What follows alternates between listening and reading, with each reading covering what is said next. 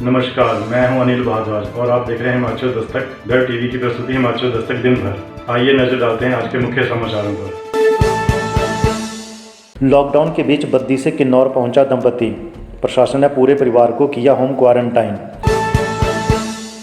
रामपुर में मनमाने दाम वसूलने पर नपे सब्जी विक्रेता, 3 दुकानदारों के चालान, 2 दुकानें सील। पामटा अस्पताल को मिली एम्बुलेंस, गुरुद्वारा प्रबंधन कमेटी ने की दान। सरका घाट में एनसीसी कैडेट्स भी संभालेंगे मोर्चा। स्वार घाट में नशे के साथ हत्थे चढ़ा युवक, बाइक की हेडलाइट में छिपाकर रखी थी चर्स, पुलिस ने दर्ज किया मामला। मास्क बनाने वाली महिलाओं को मिलेगा सम्मान, बीएसएफ के आईजी हरमिंदर पाल ने की घोषणा। अब समाचार विस्तार से।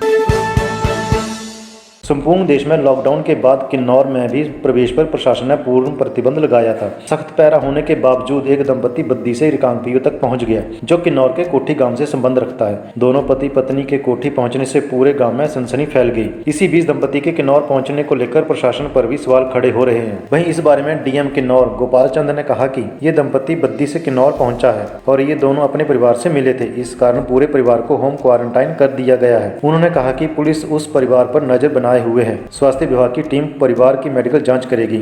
वहीं दंपति या परिवार में कोरोना के लक्षण दिखते ही तुरंत मेडिकल टेस्ट भी लिए जाएंगे। उन्होंने कहा कि दंपति बद्दी रेड जोन के आसपास से किन्नौर तक आया है। ऐसे में अब पूरे परिवार को गांव में भी घर से बाहर निकलने पर प्रतिबंधित किया गया है। बता दें कि इससे पूर्व भी हरियाणा से एक व्यक्ति ने किन्नौर में इसी तरह प्रवेश किया था, जिसके बाद उस व्यक्ति को क्वारंटाइन किया था, जो अब बिल्कुल स्वस्थ है।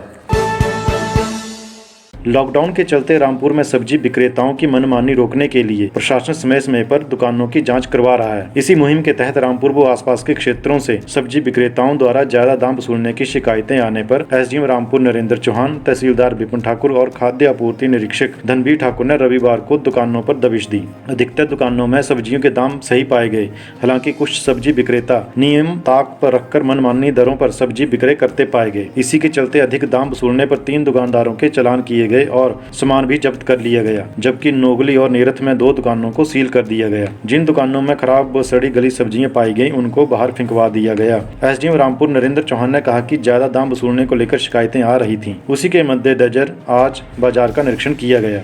कुछ शिकायतें भी हमारे पास आई थी कि ओवर चार्जिंग हो रही है, तो उसी के मद्देनजर रखते हुए हमने आज ये बाजार का निरीक्षण किया।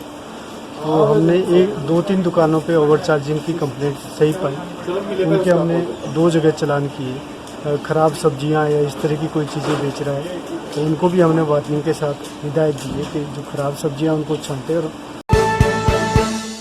पामटा साहिब में कोरोना से लड़ाई में पामटा साहिब गुरुद्वारा लगातार अहम भूमिका निभा रहा है। क्वारंटाइन सेंटर के लिए अपने 2 कॉम्प्लेक्स देने वाली पामटा साहिब गुरुद्वारा प्रबंधन कमेटी ने पामटा अस्पताल को एक एम्बुलेंस दान की।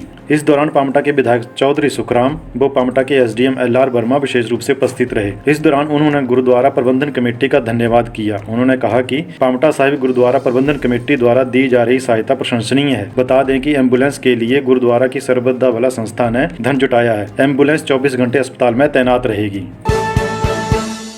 कोविड-19 संक्रमण को नियंत्रित करने के लिए लगाए लॉकडाउन व कर्फ्यू के चलते दिन रात ड्यूटी में जुटे पुलिस व होमगार्ड के जवानों को राहत प्रदान करने के लिए अब एनसीसी कैडेट्स को भी फील्ड में उतार दिया गया है। इसी कड़ी के तहत राजकीय महाविद्यालय सरका घाट के एनसीसी के 15 कैडेट्स, कैप्टन मीनाक्षी शर्मा सहित 10 लड़कियां और 5 लड़कों को आम जनता को जागरूक करने के लिए और इस वैश्विक महामारी कोरोना के चलते सोशल डिस्टेंसिंग की पालना करने व बाजारों में भीड़ एकत्रित न होने देने के अलावा राहत के तौर पर पुलिस जवानों के लिए ये पहल भारत सरकार की ओर से की गई है। कोविड-19 के चलते हुए आज हमारे स्थानीय क्षेत्र सरका घाट में एनसीसी के नेवल विंग के बच्चे जो हैं डिप्लॉय हुए हैं। ये सर्विस देंगे हमारे सरका घाट कस्बे में डिफरेंट सेंटर्स में, जैसे चाहे वो कम्युनिटी सेंटर है, चाहे वो बैंक्स हैं, चाहे वो मेडिकल शॉप्स हैं। तो सरकार की तरफ से इनको डिप्लॉय किया गया है और आज इनका दूसरा दिन है। स्वारघाट पुलिस ने एक युवक से 15 ग्राम चर्स बरामद की है। जानकारी के अनुसार पुलिस थाना स्वारघाट के प्रभारी बलबीर सिंह अपनी टीम के साथ राष्ट्रीय उच्च मार्ग चंडीगढ़ मनाली पर लॉकडाउन के दौरान गश्त पर जा रहे थे कि पंचपीरी के समीप नीलकंठ महादेव मंदिर के पास एक युवक स्वारघाट की तरफ बाइक पर आता हुआ दिखाई दिया। बिना हेलमेट के दोपहिया वाहन पर आ रहे युवक से जब दस्तावेज मांगे तो वह हड़बड़ा गया। पुलिस ने जब बाइक की तलाशी ली तो बाइक की हेडलाइट में छिपाकर रखी 15 ग्राम चरस बरामद हुई। युवक की पहचान सोलन के तहत स्वारघाट के गांव बहली निवासी विजय कुमार के रूप में हुई है। डीएसपी नैना देवी संजय शर्मा ने कहा कि युवक के खिलाफ इस संबंध में मादक द्रव्य अधिनियम के तहत मामला दर्ज कर आगामी कार्रवाई शुरू कर दी है। अपने मुलाजमानों के साथ कर्फ्यू के दौरान चेकिंग के लिए गश्त के लिए गया था। पंजपीरी से आगे नीलकंठ महादेव मंदिर के पास खड़ा था तो एक लड़का बनेड़ की तरफ से बिना हेलमेट लगाए हुए आ रहा था, जिसे रोका था उससे कागजात पूछे तो लड़का हड़बड़ा गया।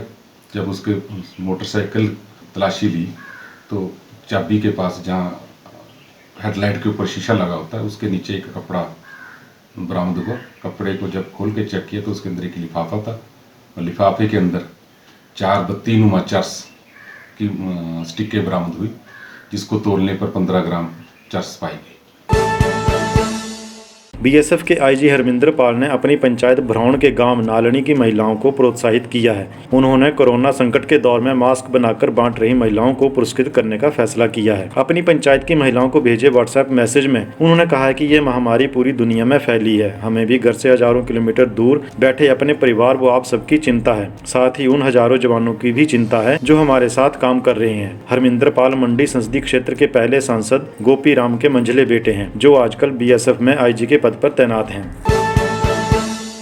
आज के लिए बस इतना ही। घर पर रहें, सुरक्षित रहें और देखते रहें आपका अपना हिमाचल दस्तक वेब टीवी, दिल से दिमाग तक। शुभ रात्रि।